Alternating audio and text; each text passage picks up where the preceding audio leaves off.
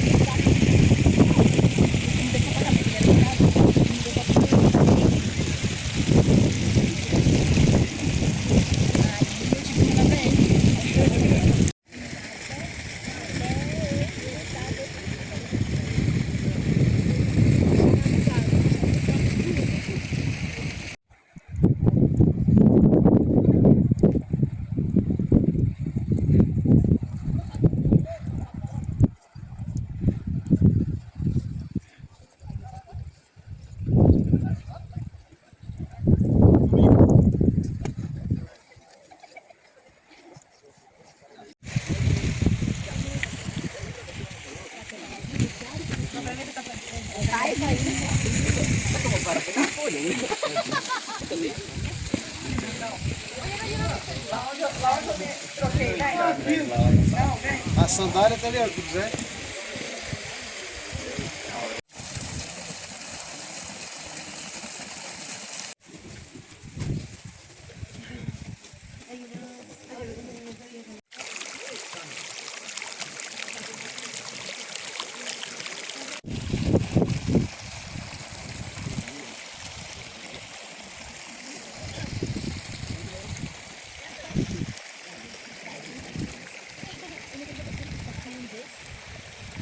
Hola, vamos a comenzar a usar técnicas de supervivencia en nieve, secarse porque es muy común que la nieve puede quedar mojado. Ojalá. Vamos a usar la nieve, método Wim Hof para secarnos, respiraciones, contracciones de musculatura, nos permite a nosotros mantener en la nieve, claro, a temperaturas bajo cero, solamente usando el método Wim Hof para secarnos y así evitar el congelamiento en sectores de montaña. Como diría un amigo, el agua en polvo. El agua en polvo. Ojalá. Ojalá, hermano.